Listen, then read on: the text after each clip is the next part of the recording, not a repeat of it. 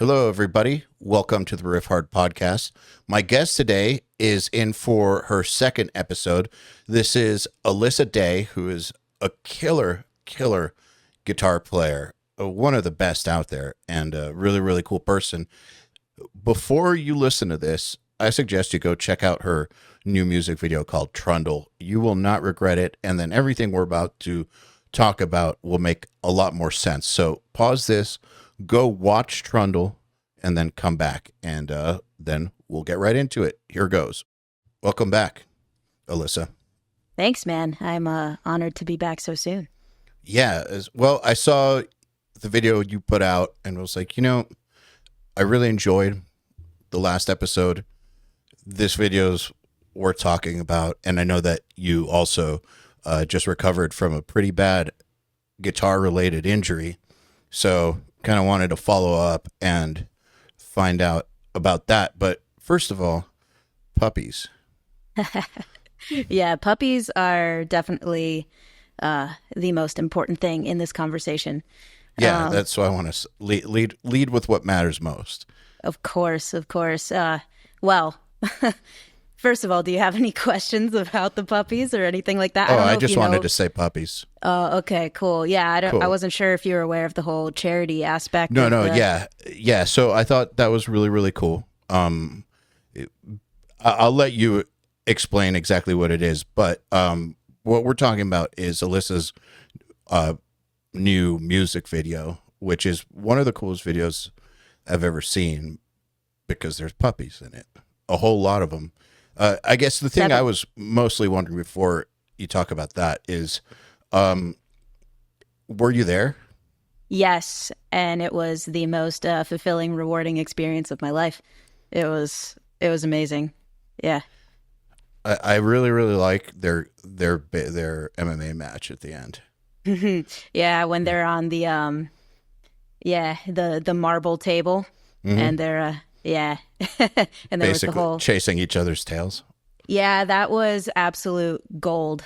I'm really happy we captured that moment, and there were so many golden moments that we were luckily able to capture. But honestly, a lot of the credit goes to the very intelligent planning done by the director and the co-director as well. They really knew what they were doing, even though this was a situation and scenario that no one has ever done before. So they came into it in a really wise, methodical way. And luckily, we were able to set the stage in just the absolute perfect way to be able to capture these moments. What was your thinking behind it, like when putting it together? Yeah, so obviously it started with the audio component and the music, which is cool too. Thanks, dude. Yeah, it's pretty sick. I totally expect and hoped that the puppies would overshadow the music to some extent. That's not a bad problem to have, in my opinion. But so I had this song, and obviously it was a very serious metal song. There's nothing really whimsical about that song until you get into like the wham automations and things like that. Maybe that's a little bit playful. But overall, the takeaway from that song musically was a bit serious, in my opinion, and heavy. And so I was thinking, I knew I wanted this one to be the single of the EP, and I wanted to lead with this one. But I was thinking, like, I'm a pretty serious person at times, but I'm not all that serious. I don't want to be perceived as though I'm just like this very intense person, and that's all there is to my personality. And there's like a very soft side of me that I feel like the world doesn't know because of the nature of the music that I play. And so I was just thinking to myself, how can I incorporate some sort of whimsy and levity and fun and compassion too at the same time in this project? I really wanted it to, I want to find a way to really show who I am and express who I am through all these mediums that I have available, music, video, all those things. And so the idea just came about because I was actually talking with someone at the time, and we were just like, what if the music video was just like kittens and puppies? And like, that's pretty sick and funny and stupid at the same time. And so I was just like, that got my wheels turning, and I was like, puppies. And Puppies, yeah, no kittens. Not kittens. I'm far more a dog person. I've always had such a soft spot in my heart for dogs. I don't know why. Because they're cooler? That's true. I do know why. But yeah. They're great. They're really like the most marvelous little creatures ever. So I just got thinking, I was like, this idea sort of sprung up in my head just from that conversation. And I was like, man, wouldn't it be cool if there was like this, in my head, it was called like the Great Puppy War. And I was thinking like, what if there was this big battle between puppies, and we framed it so that it was all cinematic and just, it seems so high budget and so well thought out and orchestrated. But then when it comes time for the battle, they're just like licking each other and scratching and like doing cute puppy shit. And so that was like the original idea in my head. And I was like, okay, who the fuck is going to be able to pull this off? And so I contacted someone who wasn't able to do it. And then actually, I contacted someone who knew someone. I basically just reached out to everyone that I could to see like if someone could possibly pull this off, and not for like, $100,000, because, I'm self-funding this at the same time. So I was it looks like $100,000. Thank you. And that was, I can get into the whole backstory of all this, but I was quoted something close to that number at first, and then I just like started crying. I was like, no, it's not going to happen. I can't do it. But then luckily it all worked out, which again is a huge testament to the creativity and the cleverness and the kind-hearted nature of the director and co-director, because they really were willing to go above and beyond for this. But anyway, so I reached out, found this director. His name is Erez Bader. And he was so down with the idea. And he just happens to be a phenomenal director and human being. And so I told him my idea, and he was like, I got this. And then he reached out to his friend named Nathan, who's in like the documentary world. And they came up with the like sort of Shakespearean dialogue, like within a matter of probably an hour. Like it just flowed right out of them. And so it all came together in such a magical way. And then I was like, I knew I wanted, from the start, I wanted there to be a charity component, because I was just like, let's just check off all the boxes of everything I've ever wanted to do with a release. And so we found, actually Erez found this shelter near him. It was this this organization, this nonprofit that rescues puppies and, cats and dogs of all ages, but primarily the younger ones who get put into these high rate kill shelters. And they basically take them from the shelters, and then they have this whole like database of foster parents that they can reach out to, and they supply them, with medical funds for whatever needs to be done to fix any ailments or get them vaccines or anything like that. And so they're all donation based, but I just really loved what they were doing. And so I just really wanted to help them out in some way. And I donated a portion of the music video budget to them as well. But then I was like, it would just be so amazing if we could do something like have a community-based event or reason to sort of, give to this cause.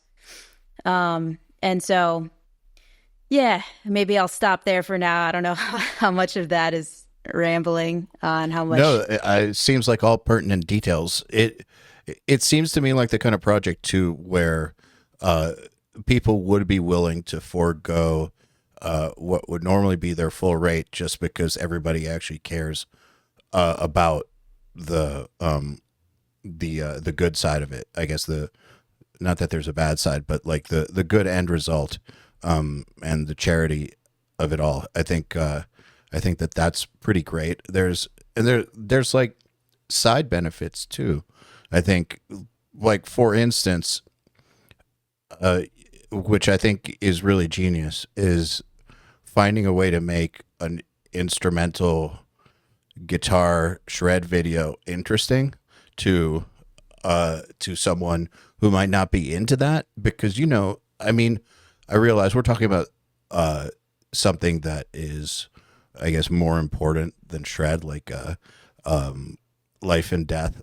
But there's multiple angles to it, and I feel like shred guitar music and videos and just instrumental stuff can be kind of boring to a lot of people, Of course. including me.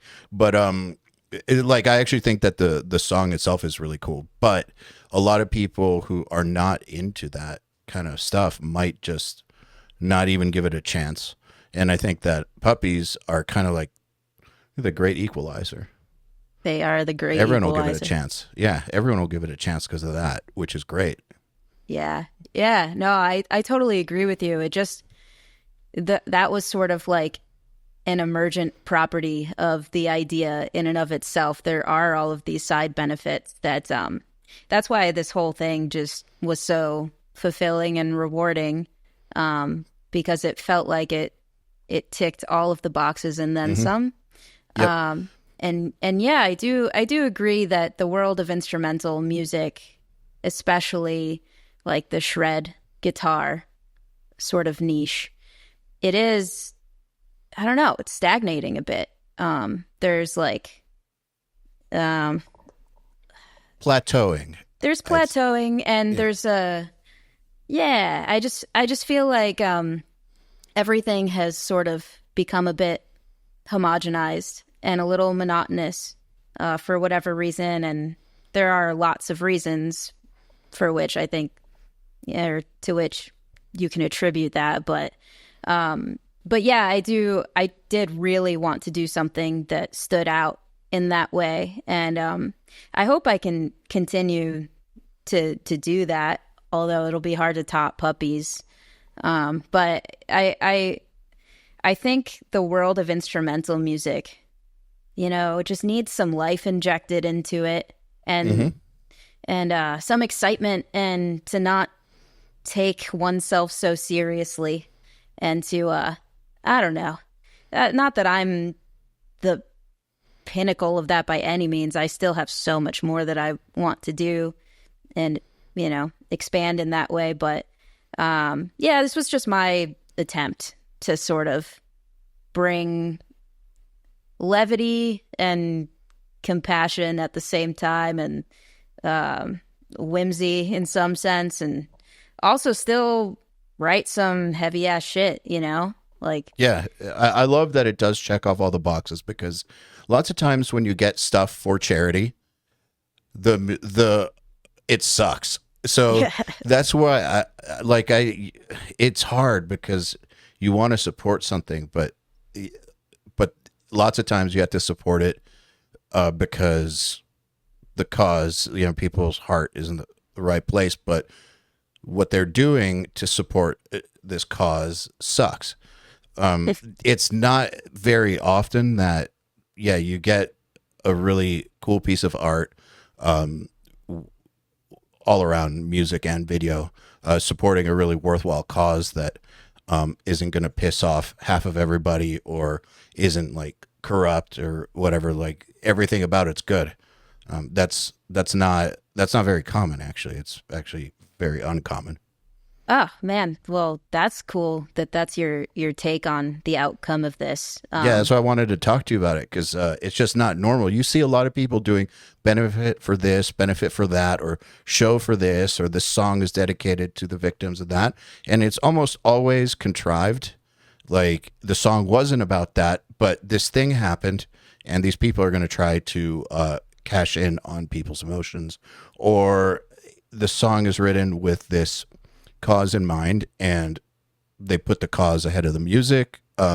There's like all these different reasons, or they get involved with some organization that the owners keep half the money for themselves. Like there's all these things. And so when you see something where like the art is genuine, the intent is genuine, like the quality of everything is super high. Like I feel like it's got to be highlighted. And I also love Puppies. So I wanted to talk about that. But, you know, like when I saw that, I decided to go back through some of your other music videos. And I think performance videos are just fine too, if they're badass. Like you were just saying that you don't know how you'll top it, but I feel like it's worth doing, in my opinion, a video like that when you have the idea for it. Like, you know, Arcspire videos are awesome. Yeah. I was talking to them about this the other day, but if you don't have an idea that's that good, a badass performance video will do better than a half-assed idea video. Yeah, absolutely. And that's kind of what I resolved myself to do in this instance. I was like, I'm not doing another performance video. I just wasn't as great as a job that the previous director and editor did. I just wasn't happy with the lack of a concept for my last music video. And I just felt as though I dropped a few balls that I was juggling at the time. And I didn't, there wasn't enough like premeditation in terms of, you know, like if you're going to invest so much time and effort and money and, you know, emotion into something, you know, really give it your all. Don't just think like, people will tune in just because I'm playing guitar and just because they should. There's like a selfish aspect of that. And would that be nice though? It would be, exactly. Yeah. It would be great if like people just thought you were the shit and, you know, like just gave you their time and their money. And here I am. Yeah, exactly. It's like, no, you have to show up for it. And I really feel that. Like, I feel this fire in me, especially after the injury, where I didn't know if I was going to be able to play guitar again for a little bit. There's just like an intense sort of motivation that I feel to like not squander anything that I have, because it's just, you know, it's a cliche. Once you realize how fragile life is and you realize, you know, maybe my priorities weren't in the right place, maybe I wasn't trying hard enough, and maybe I wasn't trying in the right ways, it really does put it into perspective and make you like, I don't know, I'm lucky that it lit a fire in me instead of sort of like crushing my spirit. But yeah, I think that was it was extremely stressful, don't get me wrong, when I was going through it, but I actually am sort of grateful for that experience in hindsight, because it really just snapped my brain into like the proper place, I think, if that makes sense. It does. It's interesting how different people will take the same event and come to completely different conclusions in their mind off of it. Like, whereas it is very, very possible that an injury like that, and we should probably fill people in on what happened, because last time, if they go back and listen to your previous episode, you had, if I remember correctly, you hadn't quite figured out, it was starting to bother you. and you were Okay. getting ready for that tour, but you hadn't quite figured it out, because I remember you hitting me up like a week later telling me about that. And then, y- you know, one thing led to another. But you know, having had injuries myself and knowing, like, everyone I know who plays guitar in heavy music has dealt with injuries at some point. And it's really, really interesting to see how people deal with them, because yes, for some people they can't overcome the mental side of it. Like, it just crushes them. And with other people, it motivates them. And I've always been fascinated by why that is. And I feel like there's some element of luck of the draw, what kind of person you are.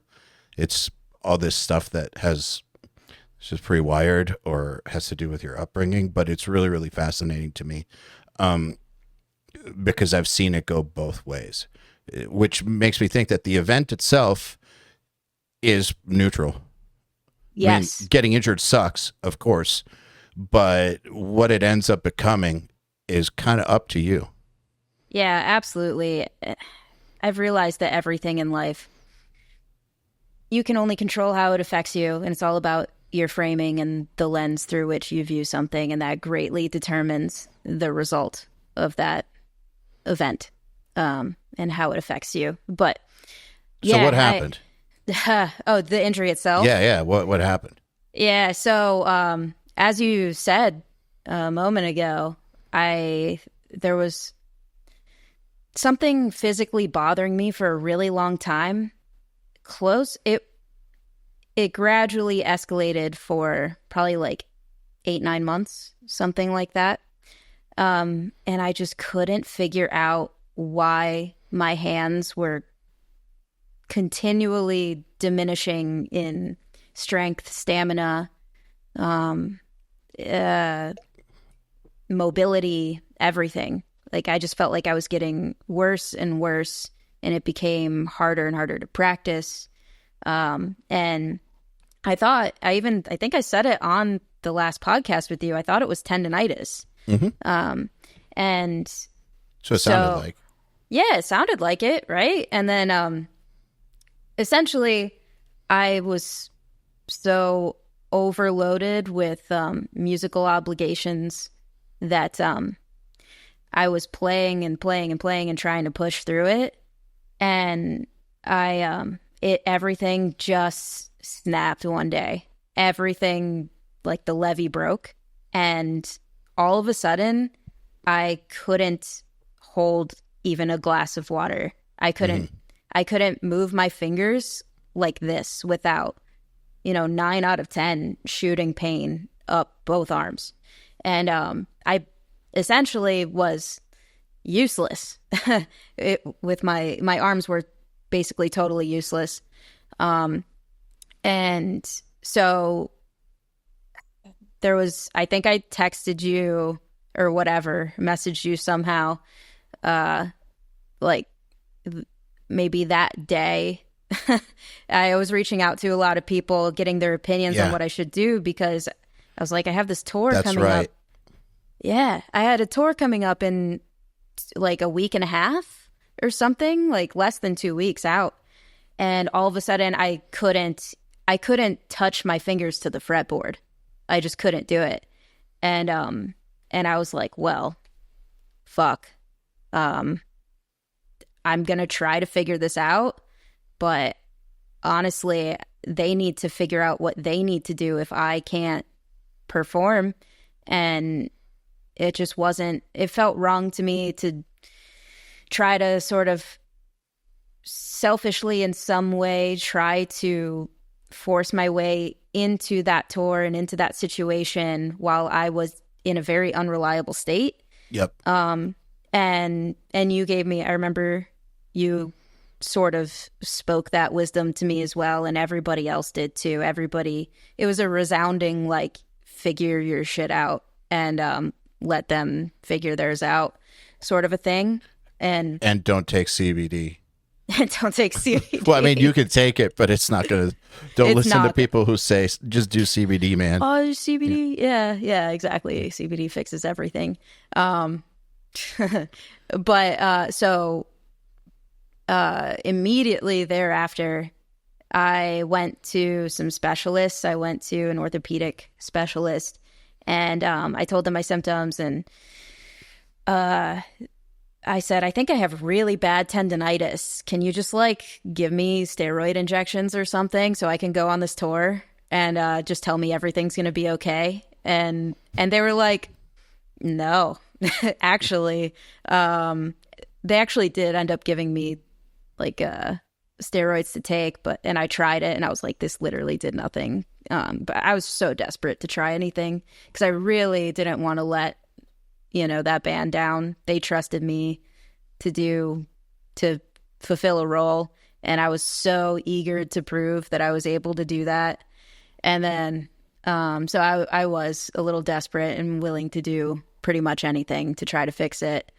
And the orthopedic specialist said, it sounds like what you have is nerve damage, not tendonitis.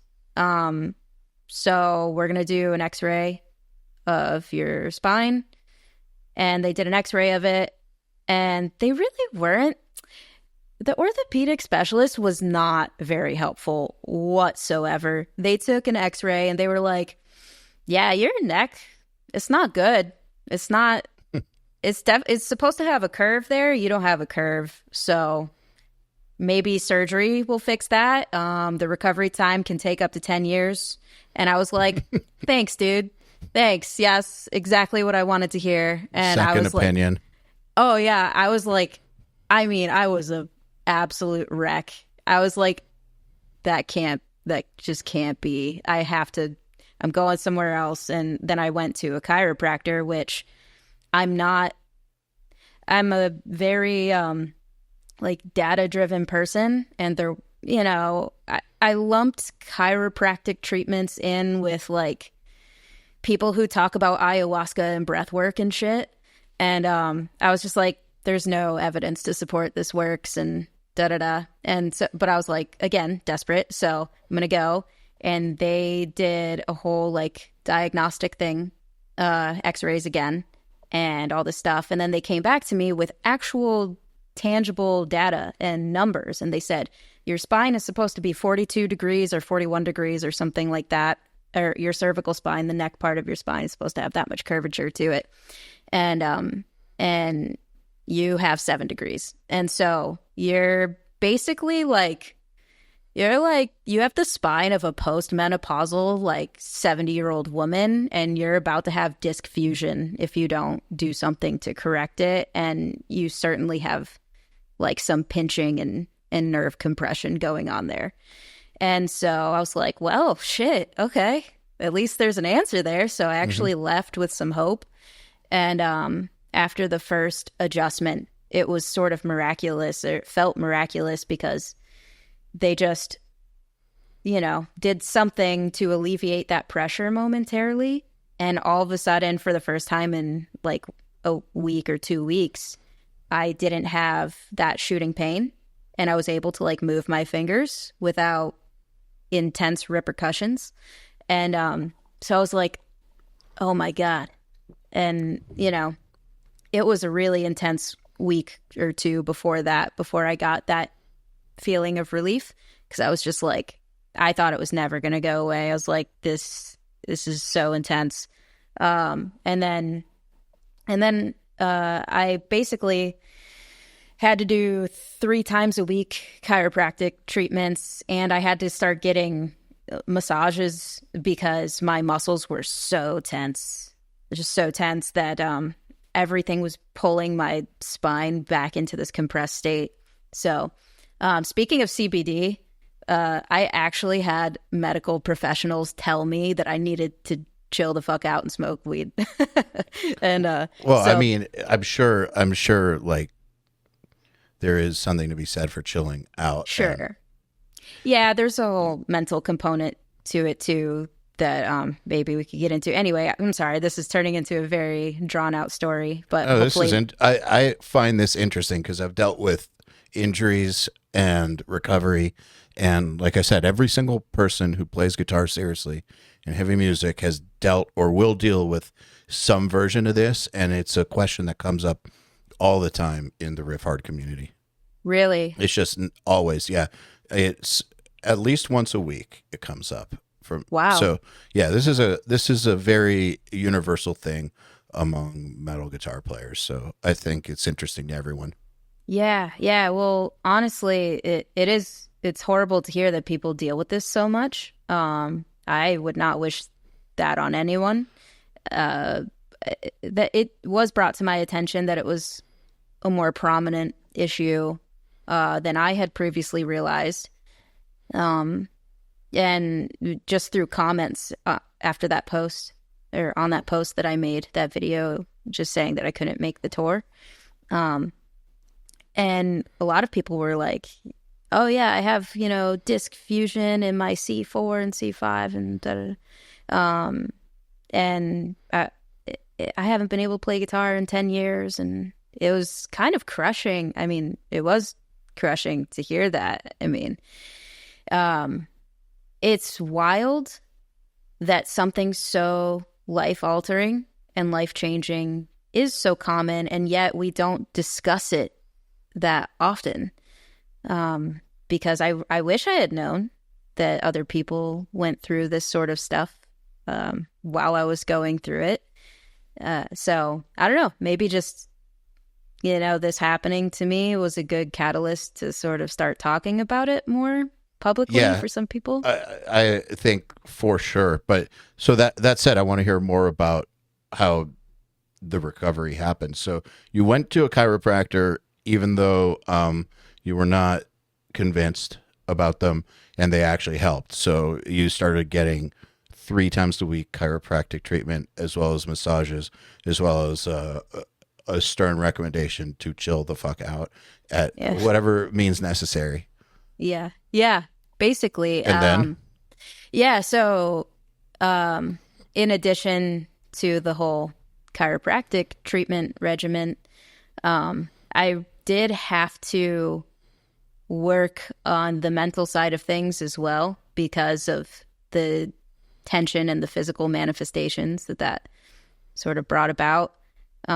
So there was a lot of like self-reflection and prioritization, and just, realizing that we talked about this on the last podcast too, just the amount of self-criticism that I had was actually affecting me in a non-trivial physical way. But I just had this mentality like, oh, don't be a little bitch. Like, come on, you could do better. You can be better, and you deserve this. You deserve like the self-criticism and all this stuff. So I had like a very hardcore mentality before. And I've absolutely chilled on that. And that really was the hardest thing to work on, because to see a chiropractor, it hurts to pay that much for something. That was a lot of money, but you just go, you lay on a table and they crack your neck. Like, you don't really have to do that much for that.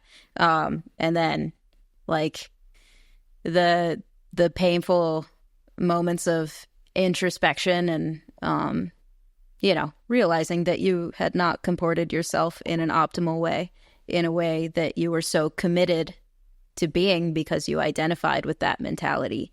That was a bit harder. So, and then it was a slow recovery. It was gradual.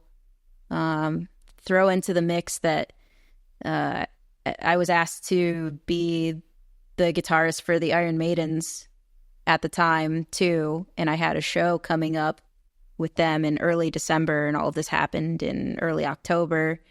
And I was like, I gotta try to make that. I got it. So I was like learning 90 minutes of Iron Maiden material slowly, and luckily that's easy enough. That I just was like, okay, I'm gonna try to play a power chord next week. So it started off, I could play the first time I picked up the guitar after I started to feel better from the chiropractic treatments. I was able to play something like 6 minutes before my hand completely gave out. But I was like, okay, that's 6 minutes, you know? 6 minutes more than 0. Exactly. I was like, I couldn't have fathomed fretting one note a week ago. So this is actually really great. And so, you know, I took a couple days off, tried a little bit later, and then it turned into, you know, 10 minutes, and then it turned into 15 minutes, and then it stagnated somewhere around there, and then it turned into 30 minutes. And now, fast forward to however many months later this is, we're recording this in, what month is it? March? Good question. Almost March April. 26th, 2024. Yeah, now I can play as much as I want, but I practice in a very mindful, careful way now. But I can play hours a day again, which, like, sometimes, you know, after those long practice sessions and I feel better than I've ever felt playing wise, I'm just like, holy shit. Like, you know, it was not that long ago that I couldn't do anything. So it's like, it's really helped me to feel grateful about things that you take for granted in the past. One thing I think is, and I'm not surprised by this, I'm glad you didn't have to get surgery or anything like that. But the thing that when this comes up, this type of thing, like a repetitive motion injury or, you know, something related to the different ways you can hurt yourself playing metal, the one thing that I think solves like 99% of, not actually 99%, but like some high percentage of these cases is just to stop playing and be patient. Basically, that's where people fuck up the most, is by just trying to play through it and then not being willing to allow themselves enough time to recover. So just hearing that you actually did take the time, and then when you got back into it, you were super gradual about it. Like, that's where I think so many people go wrong. Yeah, absolutely. If I had just dove headfirst into playing again, even after those like 2.5 weeks I took off, maybe it was closer to 3 weeks, honestly. The numbers are a little hazy. But if I had jumped right back into it, full blast, for sure, I would have hurt myself and set myself back and had to take probably more time off than those 2-3 weeks. So it's like 3 weeks of like zero, and then like I couldn't. Oh, I'm sorry. I didn't mean to interrupt. But no. So you couldn't do shit for like 3 weeks. Not only could I not play guitar, my boyfriend had to do everything for me. I couldn't hold a fork. Like, I couldn't do anything. I mean, it's hard to describe how weird the pain was and how immobile my hands were. I know it sounds really dramatic, and I mean, like, you kind of need your hands. Yeah, you don't realize you can't do anything without your hands. And yeah, I mean, it was just insane. I couldn't believe. I was like, this is the most ironic shit you could possibly imagine. Yeah, so it wasn't just I couldn't play guitar, just to paint the picture. Yeah, your whole life was compromised. And then once you started playing, how long was it? How long did you take the gradual, like, easing back in period? It's been gradual up to this day. And there was that pressure and urgency from like learning all those Iron Maiden songs to play those shows. Did you play them? I did. All right, awesome. It was one show in December. They were sort of like testing me out, which, you know, even more pressure. And then in, you know, February, they asked me to do more shows. I did a couple more shows with them.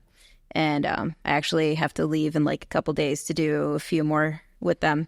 But yeah, that I had, it was very stressful. Like there were times where I was like, this is, I don't know how I'm gonna learn all this stuff when I can only play, 10 minutes a day.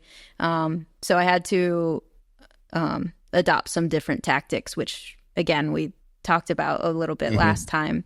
And there's a lot of mental work that can be done to learn music, especially if you already have this rapport with your instrument to where you don't need to practice certain techniques and actually get the physical muscle memory. And luckily, that was the case for at least all the rhythm parts with those songs. It's just power chords and galloping. It's like I've been doing that forever. So that I just need to listen and remember, the harmony and rhythms. But so yeah, I was very careful with gradually increasing my physical playing time, but yeah, it was just very stressful, to be honest. It was hard. It was a hard thing to balance, and there was constant titration involved, and listening to my hands and listening to, what my body was saying. So I think everyone's a little bit different. There's nothing that I think one can prescribe in terms of a regimen to get back into playing after something so strange and nebulous happens to you. But yeah, so the only thing I can really say is just really take your time and don't push when like you'll have a gut feeling. Yeah. Yeah, So the other thing that I remember saying was no one's going to hate you. Like no one's going to question it. Like what they will hate you if you do the other thing, which is like don't say it and then end up not being able to do it. That's a whole other thing, but my prediction was no one was going to give you any shit for it if you just told them. So did you get any shit for it? So I was so shocked at the overwhelming support and understanding and grace that people gave me. Because again, in my mind, I was like, you said you were capable of doing something and you're not. And you let people down and you suck, sort of a thing. And I was like, no one's going to trust you again. No one's going to, no one's going to ask you to do anything ever again. And but that did not happen whatsoever. Whatsoever. People were very I mean, had you not said anything, then maybe they won't trust you dialogue would be appropriate. But yeah. Luckily that did not happen, and in your wisdom has been proven once again, because you were definitely right. No, I was just curious how it went with that, because I get that. I have a hard time saying no to things. I always have. Like I'm programmed to say yes, and then it's just this whole mental thing with saying no to people. Like the voices are just intense when I need to say no, and they just get louder and louder, and it's all that kind of stuff. And it's usually bullshit. What I've learned is it's usually bullshit. Like what the voices are saying, like avoiding the conversation is what really causes the problems. Yeah, accepting too much when you know that you're likely not going to be able to handle that. But I wonder what that is. It's probably childhood shit, right? Yes, it's probably childhood shit, making up for something that was missing then. But I think also it's a byproduct of coming up in music and going through years and years and years of where it would be stupid to say no to things. Like you just have to say yes to opportunities and take as much as you can because you're just trying to build something out of nothing. But then there comes a point where the momentum shifts. You now have your own momentum, and you need to start guarding your time wisely because you can only do so many things. You have to pick the things that are, the most bang for the buck, basically. But that doesn't mean that you can just mentally make that shift after years and years of saying yes to almost anything and like trying to take any opportunity. It's tough to make that shift, I think.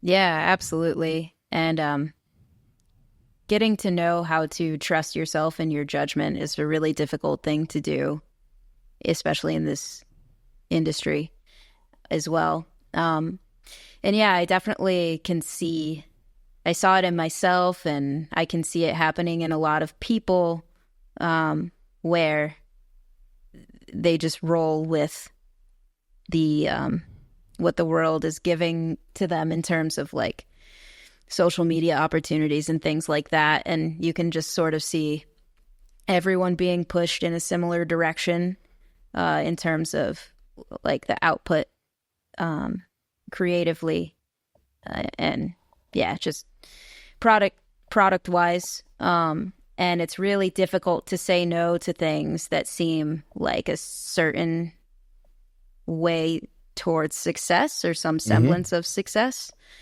And I think it's a really tricky thing to navigate today because resources appear to be more scarce, and not only just monetarily, but, you know, attention wise, it's really difficult to capture people's attention. And that is sort of like the economy that we're in as musicians.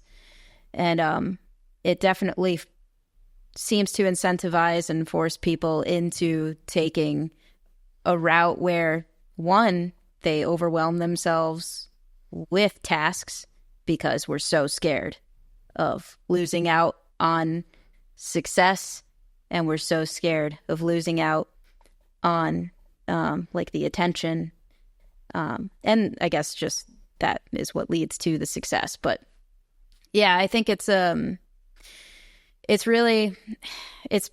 very important to me to define what success is in my mind, and I have not reached it yet. Certainly, I'm not saying I have, but yeah, it's important to define those parameters of your life, but like really think about it and be very honest with yourself about what that is. And when you put things in very blunt terms, you realize sometimes you've been chasing things that are very specious and not long-term fulfilling. So, yeah. You know, back to talking about the music video, I actually think that music video is a perfect example of something that does work.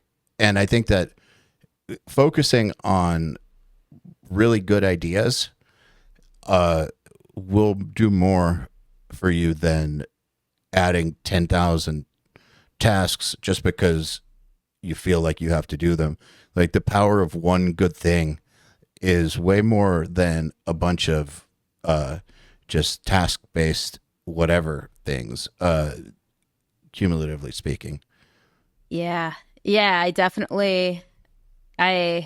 it's a titration process, but I found myself being overwhelmed with more trivial tasks, and then I don't have the bandwidth to do a big project like that. But it was not an easy decision.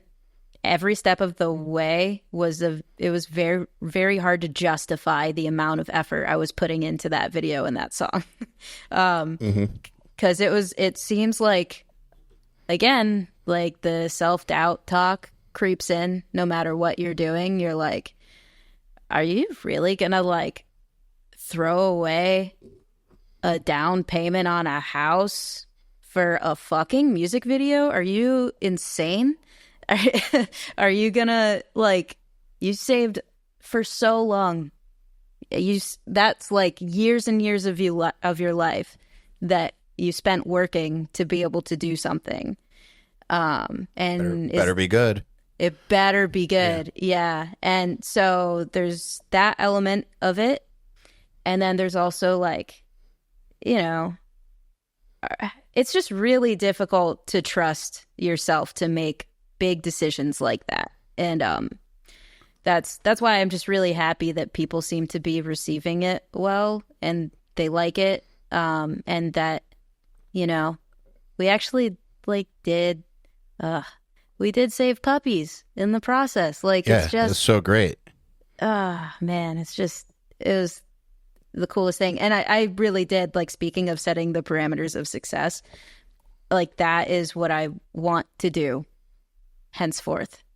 I just want to find a way that there can be some sort of, symbiotic relationship between, like, all the work that I put into something, and then also that the second, third order effects be actually helping some people or some cause or some puppies in this case. But it's not always going to be puppies. I No. want it to be other things as well. So, out of curiosity, the risk involved there of taking money that you had that you wanted to put towards a quote unquote responsible investment as opposed to a risky one. Like, I feel like you kind of have to do that stuff, whether it's with your time or with opportunities you decide to take, which then make you have to say no to other things. Like, you have to do this stuff as an artist or an entrepreneur in order to get to the next level. But it's very, very risky. I mean, that's why it is called risky, because it could go bad.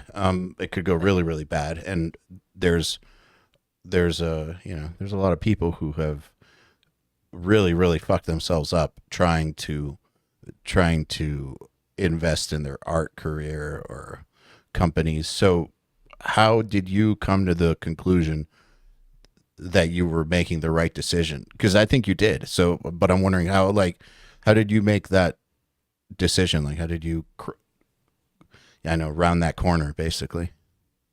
I never, throughout the whole process, knew if I was making the right decision or not as far as the outcome was concerned.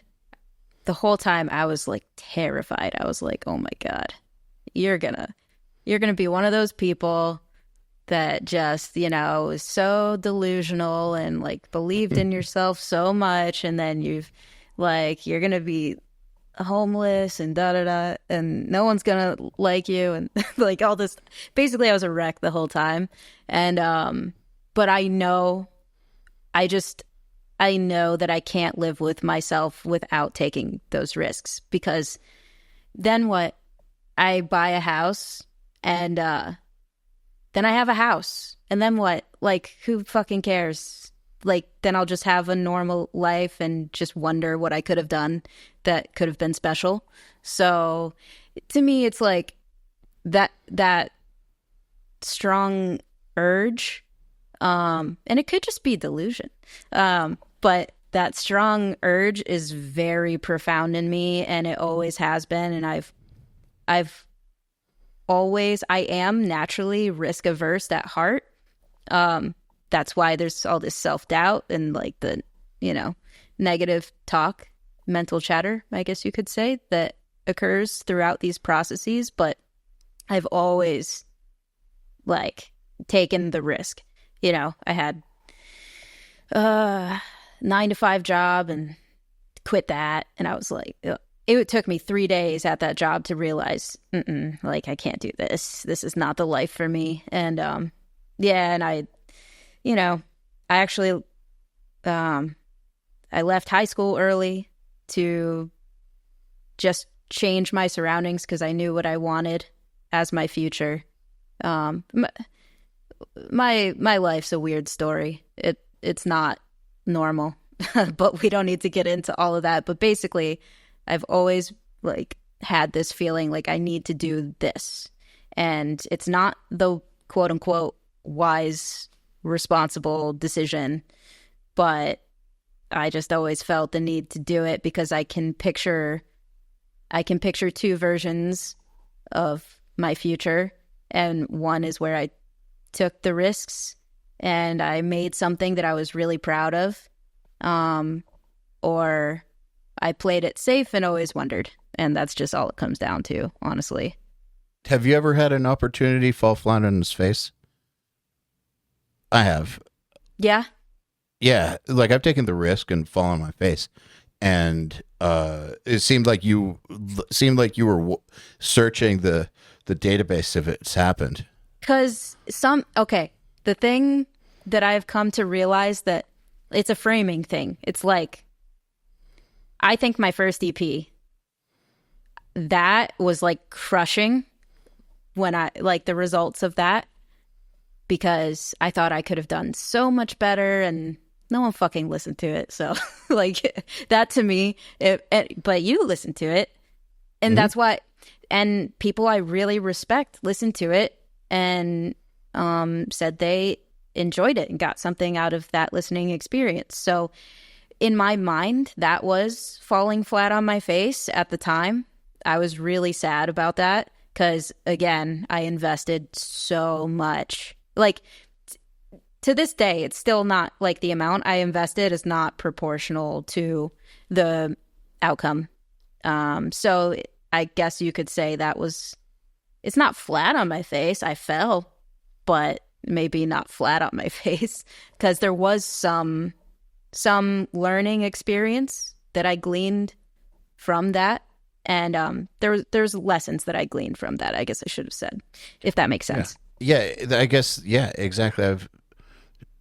When it's happened to me, at the end of the day, it's really not that bad.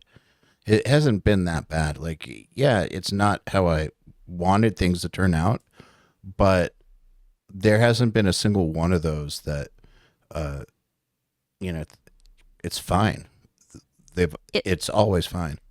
It's always fine, unless, you give up.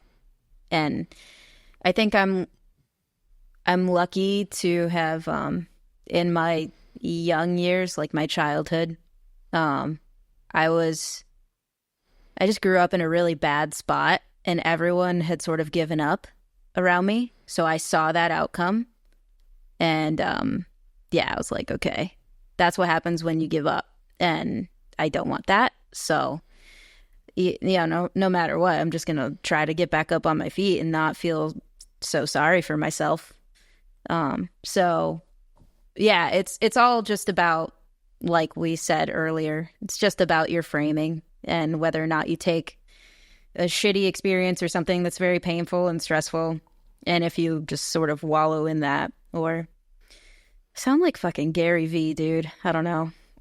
So funny, he came up in a podcast. I did the Garza podcast, and he was the first thing to come up. Really? Yeah, I'm not into Gary V. I think people misunderstood what I was saying about him, even though I agree with some things he says. Like, I'm not really into coach culture, but the thing that we were talking about, which is kind of a off topic, but we were talking about how people like him, people that do like achieve like crazy shit, their persona is usually not an act. Like, so I know people who have worked with him and have known him. Dude is fucking like he is in the videos 24/7. It's an intense amount of energy and dedication, and he goes something like 16 hours a day like that. He also has like 30 people on his social media team.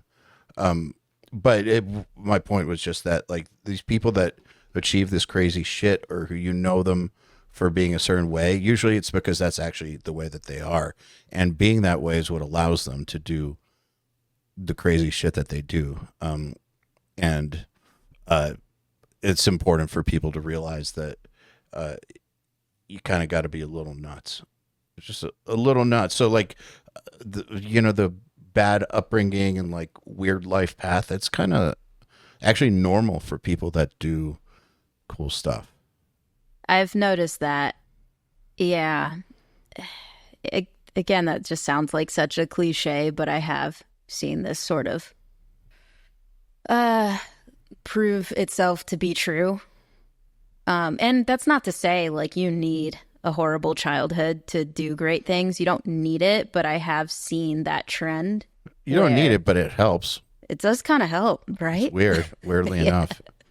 Yeah. And so that's why it's like now with everything that I go through, it takes me a minute sometimes for sure if I'm really feeling the stress of a situation, but I really do like find gratitude in that because I know, I just know it's going to make me stronger in the long run. And I'm hesitating to say all this because I know how stupid and cliche it sounds, but yeah. Well, the thing is that you actually did recover from an injury and you actually are making shit happen. So it's more cliche if someone is talking about this stuff than they don't do anything. It's not really cliche if it's the truth. Sure. Yeah. And I do feel it. Like it feels authentic and genuine to say. Because, I just gotta, it's just that I feel compelled to make something out of the shit that I went through so that it's not just for nothing. So there is just a little bit, I'm just wired to be that way. And reality is neutral, like you said. And it's just, I'm gonna try to make it into something positive. And that's really all it comes down to. So that's great. So with that said, because we're running out of time, speaking of positive, like what's coming up that people can check out? Yeah. I got plenty more music coming out. And there will be some visual component to the subsequent works of mine, but maybe not Trundle level. But still watch it anyway. But I am really happy musically with the direction things are going in. Just lots of very techie, fun stuff, and hopefully like musically captivating, and it's still an experience and not just up its own ass. Trying to like find that balance of stimulating and interesting and novel, but still like you can vibe with it, sort of a thing. Mm-hmm. So I'm just trying to do that. So that's, I guess, what people can expect, kind of. Hopefully I do it well. Yeah, and if people watching or listening haven't checked out Trundle, if you still don't check it out after everything we've said about it, you're weird. And if you don't like puppies, you're weird. I agree. Yeah. Yeah, there's something's wrong with you if you don't like puppies. Couldn't agree more. Yeah, it's my friendship test. It's weird. Like puppies. So I will say there is one exception. So like my mom grew up in Mexico, and her family was just different about dogs than the way we are here. They just didn't see them really as pets, I guess, because of the stray dog problem. It's just a very different cultural thing. So it took her a while after, moving here and living here and then having dogs around. It took her a while to come around, but now she's completely converted. Absolutely. I will say that unless there's, some instance of trauma or something that's reasonable, then of course you get some grace and a pass for that. But eventually those people come around if they're truly cool. Yes. Yeah. Well, exactly. Well, Alyssa, thank you very much for your time. It's been a pleasure. And the video is awesome. I'm really glad that the injury resolved itself and that you could resolve it without getting cut, and look forward to doing this again. Yeah, thank you so much. Yeah, I really appreciate everything, your wisdom and your time and all that, and advice. So, I hope people can take something away. Hopefully anybody going through something similar can absolutely find some solace in the fact that it's, possible to be overcome. But, thank you so much. Especially if you stop playing, especially if you rest. Rest. Everybody just chill. Yeah. All right. Well, thanks, man. I really appreciate Thank it. you.